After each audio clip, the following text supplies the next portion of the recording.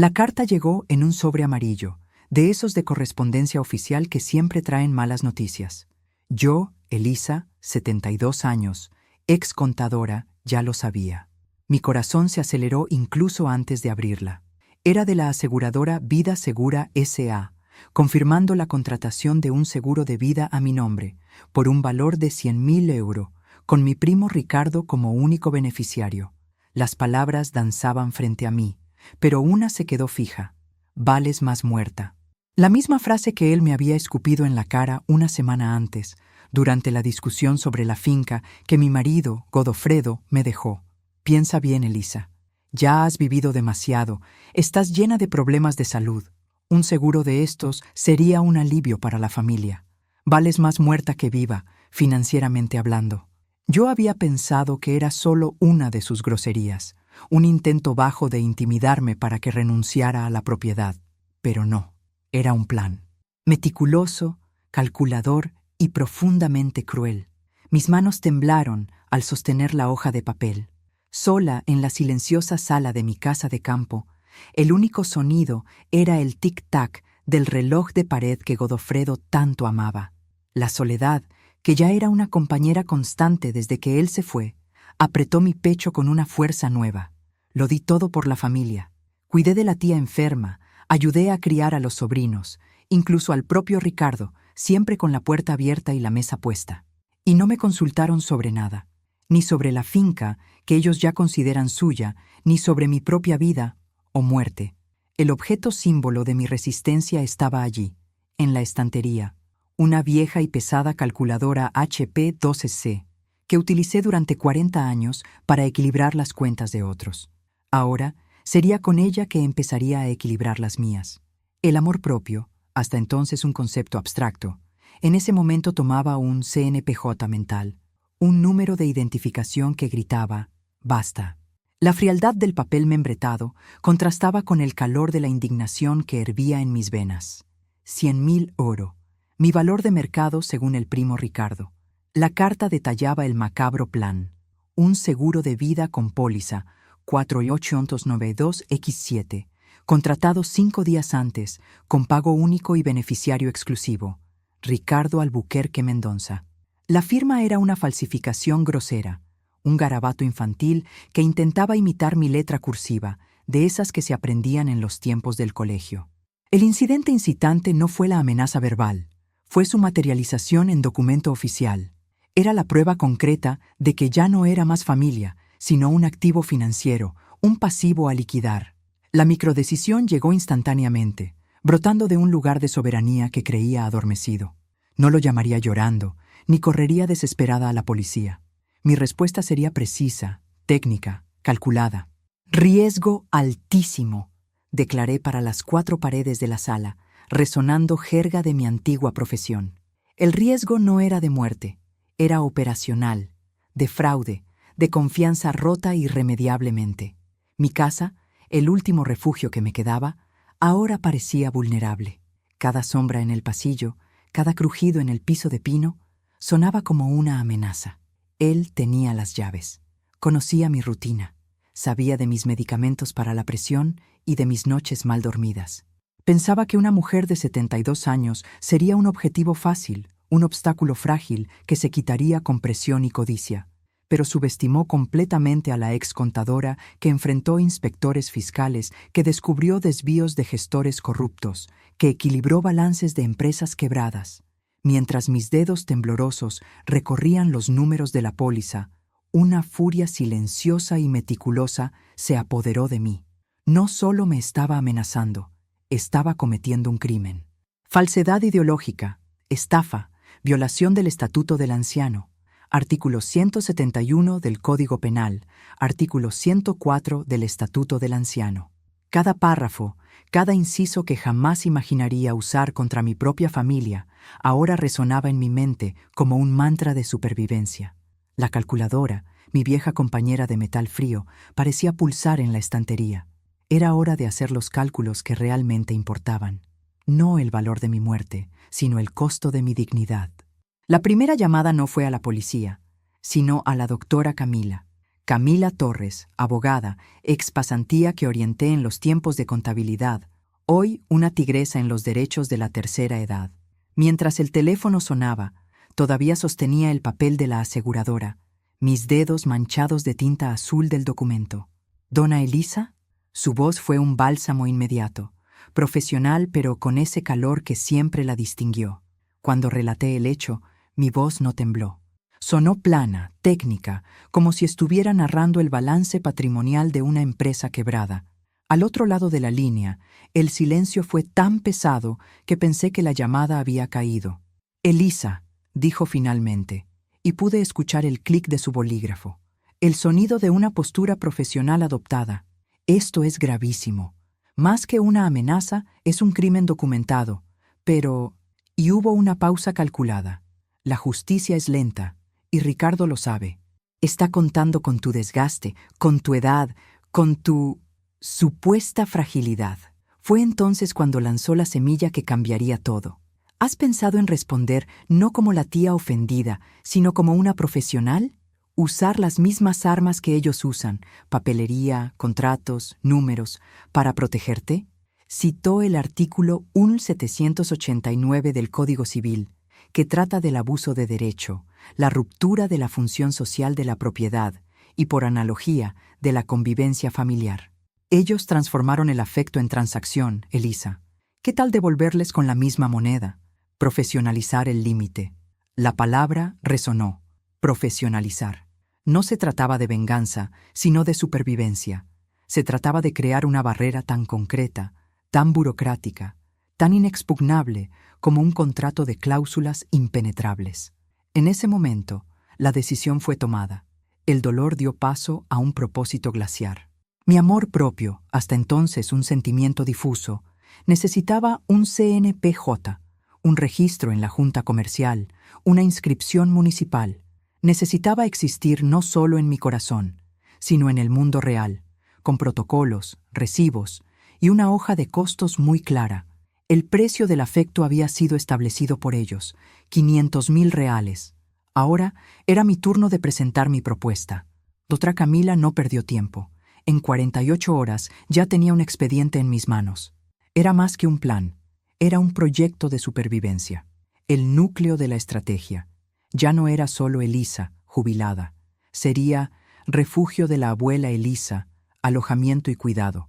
Una microempresaria individual, registrada oficialmente con CNPJ. La finca, mi casa, mi santuario invadido por la codicia ajena, se convertiría en un negocio con reglas.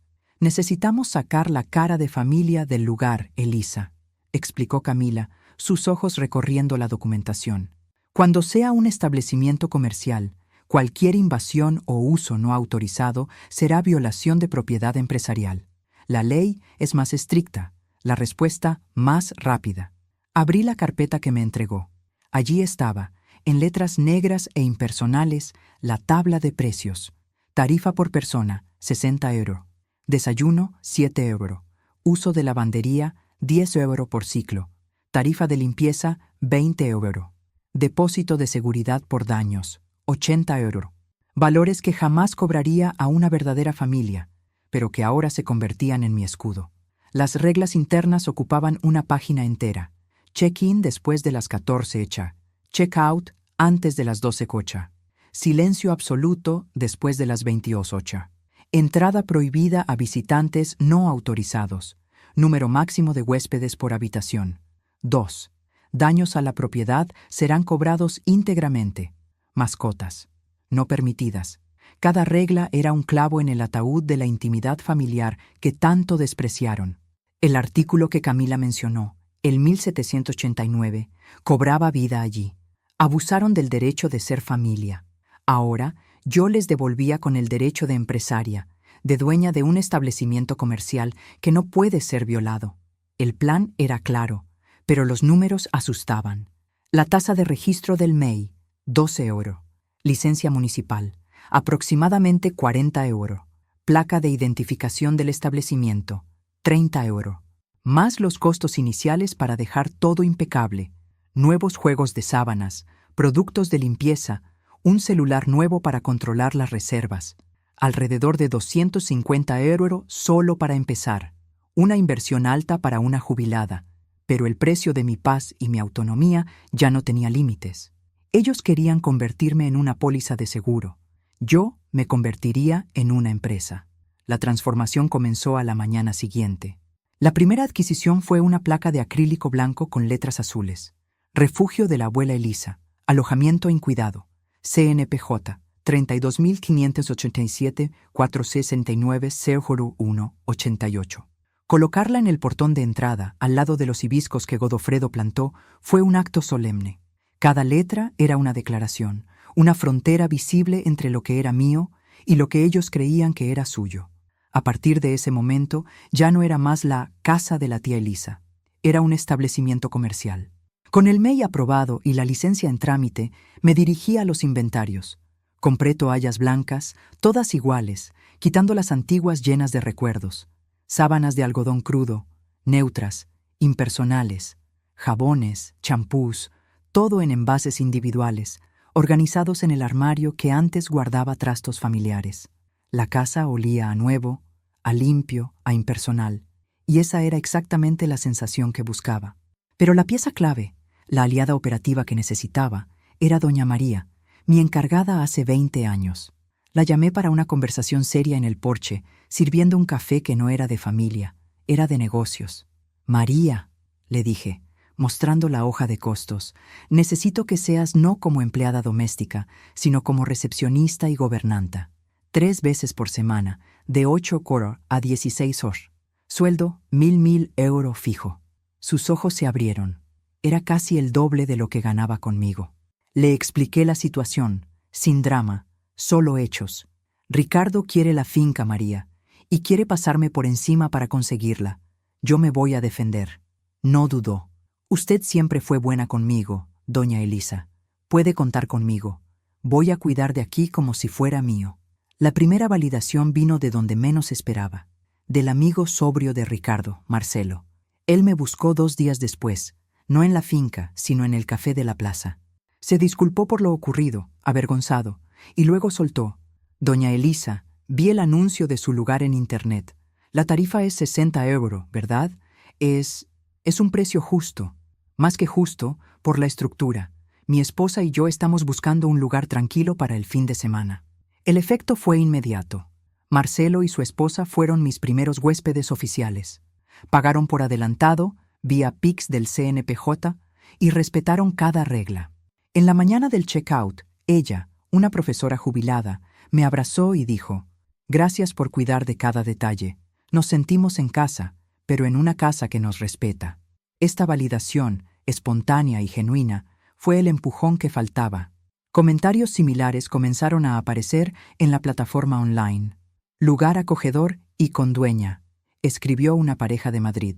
Doña Elisa es un amor, y todo está muy organizado, elogió una mochilera solitaria. El efecto dominó de los pagos comenzó.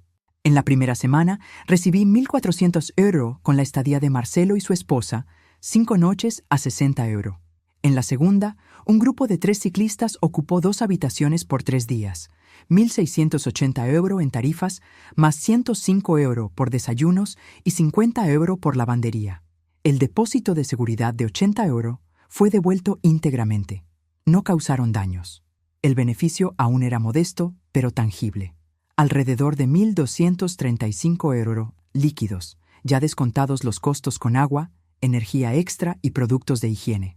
Contraté a doña María para un turno más, pagando 50 euros por el día extra. Ella lo merecía. La finca, que antes solo representaba gastos y amenazas, ahora generaba ingresos y, más importante aún, respeto. Las personas no venían por pena. Venían porque el servicio era bueno, el precio justo y las reglas claras. Y cada Pix que caía en la cuenta del CNPJ era un ladrillo más en el muro que protegía mi dignidad. Ellos querían venderme por 100.000 euros. Yo me recompré, céntimo por céntimo. Los días siguientes fueron una prueba silenciosa, una prueba diaria de resistencia emocional y física. La rutina de alojamiento, que temía que fuera extenuante a mis 72 años, resultó ser un bálsamo terapéutico, una ocupación que llenaba el vacío dejado por la traición familiar. Cada check-in era un ritual meticuloso de reafirmación de mi nueva realidad. Presentar las reglas impresas, mostrar las habitaciones impecables, entregar las llaves numeradas, eran actos simples que llevaban el peso solemne de mi recién conquistada autonomía. Los huéspedes, todos pagados, trataban el lugar con un respeto que mi propia familia nunca mostró. Ya no había pantuflas tiradas por la sala, vasos sucios dejados sobre los muebles de madera maciza o voces altas después de las 10 de la noche. El silencio, antes interrumpido por las arrogantes incursiones de Ricardo, ahora era llenado por el sonido respetuoso de la naturaleza y el murmullo discreto de los visitantes que realmente valoraban ese espacio. El respeto, me di cuenta, no es un sentimiento abstracto, es un comportamiento tangible que florece naturalmente cuando se paga por algo, cuando se establece un contrato claro de derechos y deberes. Mientras tanto, el arco del antagonista se desarrollaba a distancia, a través de llamadas telefónicas y mensajes que aprendí a filtrar. Ricardo, furioso por haber sido bloqueado en el propio patio que codiciaba, inició una campaña de difamación entre los familiares, tratando de pintarme como la villana de la historia. Recibí llamadas de primas lejanas, con voces llenas de reproches artificiales. «Elisa, ¿cómo puedes hacer esto con tu propia sangre? ¿Estás poniendo el dinero por encima de la familia? Eso es falta de Dios». Respondía con la misma frialdad técnica que usé durante 40 años en contabilidad. No estoy poniendo el dinero por encima de nada. Estoy poniendo mi derecho a la paz, la propiedad y la dignidad por encima del abuso continuo. Y, por cierto, la tarifa para familiares es 250 €, con pago anticipado obligatorio y firma del acuerdo de responsabilidad. La vergüenza al otro lado de la línea era casi palpable. La táctica de Ricardo, sin embargo, comenzó a volverse en su contra de forma dramática. La historia del seguro de vida, que discretamente compartí con algunos parientes estratégicos a través de doctora Camila, siempre citando el artículo 1789 del CC sobre abuso de derecho, manchó irremediablemente su reputación. El primo que intentó monetizar mi muerte ahora era visto con desconfianza palpable en los almuerzos familiares. La prueba no solo estaba en administrar el negocio, sino en mantener la firmeza frente a la presión emocional constante. Cada noche, al hacer el cierre de caja en mi viejo libro de registros, bajo la luz amarilla de mi escritorio, veía más que números. Veía la prueba concreta de que no solo podía sobrevivir, sino prosperar, sola. Las entradas del PIX del CNPJ, 1. 400 € en la primera semana, 1.835 € en la segunda, eran más que ingresos. Eran votos de confianza del mundo exterior, validando que mi precio del afecto no era un capricho, sino una necesidad legítima de supervivencia emocional y financiera. El giro final ocurrió un domingo lluvioso, 3 meses después del inicio de esta guerra silenciosa. El refugio estaba vacío, y aprovechaba la calma para hacer los cálculos del primer trimestre cuando escuché un coche en el camino de tierra. Mi cuerpo se tensó, preparado para otro ataque, pero solo era un coche, el de Ricardo, solo. Estacionó fuera de la puerta y se quedó quieto durante un largo minuto, mirando la placa del CNPJ antes de salir. Sin arrogancia, sin prisa. Caminó hasta la puerta bajo la fina lluvia, sin intentar abrirla. «Tía Elisa», llamó, y su voz ya no tenía el filo del desafío, solo el cansancio de quien ha perdido una batalla que nunca debió haber comenzado. Me acerqué, protegida por la terraza, pero no abrí la puerta. Respiró hondo. Necesito pedir disculpas, de verdad». Las palabras salieron entrecortadas, como si cada una le costara un pedazo del orgullo que siempre lo definió. Me equivoqué mucho. La codicia me cegó y lastimé a la única persona que siempre me apoyó. Entonces contó que el chisme del seguro de vida se había propagado y el aislamiento social y familiar que él mismo creó ahora era su realidad. La tienda donde trabajaba, era vendedor, perdió clientes por su reputación manchada. «Y lo peor», dijo, mirando sus manos, «es que sé que me lo merezco. Merezco todo esto. Merezco, y lo peor», dijo, mirando sus manos, «es que sé que me lo merezco. Merezco todo esto. Merezco cada mirada torcida, cada puerta cerrada. No fue una disculpa calculada para obtener algo. Fue cruda, humilde y por primera vez, genuina. No abrí la puerta, pero abrí un archivo en la tableta. Siéntate allí en el banco exterior, Ricardo. Quiero mostrarte algo. Mostré la hoja detallada de los últimos 3 meses. Ingreso total, 8.920 €, 32 estancias de 60 €, más servicios extra. Costos, 2.380 €, agua, electricidad, productos de limpieza, insumos, mantenimiento. Mano de obra, Doña María, 3.600 €. Ganancia, neta, 2.940 €. Él miró los números, confundido. No se trata de dinero, Ricardo, expliqué. Se trata de autonomía. Se trata de demostrar que puedo, que no necesito depender de la caridad ni de la mala voluntad de nadie, mucho menos ser un lastre para nadie. El balance financiero estaba claro, pero el balance emocional era incalculable. Él asintió, finalmente entendiendo. El precio del afecto no era una cifra en euros, era el valor de mi independencia. El epílogo de mi historia no es sobre una reconciliación forzada, sino sobre la paz ganada. El refugio de la abuela Elisa prosperó más allá de mis expectativas. Hoy ya no soy solo una excontadora o la tía traicionada. Soy empresaria, consultora informal para otras mujeres de mi edad que buscan autonomía. Doña María se convirtió en mi socia operativa y juntas ampliamos a Café Colonial los domingos, aumentando los ingresos en un 30%. Ricardo cumplió su promesa de cambio. Comenzó a trabajar como conductor de aplicación, reconstruyendo su vida lejos de la sombra de la codicia. Me visita una vez al mes, no como heredero codicioso, sino como sobrino que redescubrió el respeto. Paga simbólicamente por el almuerzo, sus 6 € que insisto en registrar en la caja, no como pago, sino como recordatorio del nuevo pacto entre nosotros. El objeto símbolo final no es la calculadora, sino la llave del portón que ahora cerramos todas las noches, no por miedo, sino como ritual de cierre de un día de trabajo honesto. La sensación sensorial que llevo es el olor de la tierra mojada después de la lluvia de la tarde, mezclado con el aroma del café fresco, el perfume de mi libertad. La lección que quedó, y que repito a todas las que me buscan, es simple. El amor propio también es amor. Y cuando ese amor adquiere contornos concretos, CNPJ, reglas claras y puertas que solo se abren para quienes respetan, se convierte en la herencia más valiosa que podemos dejar, para nosotras mismas. Ellos querían venderme por 100.000 €. Yo me compré de vuelta por mucho menos. El coraje de decir no, la dignidad de empezar de nuevo y la certeza de que, a los 72 años, mi valor no tiene precio, tiene protocolo.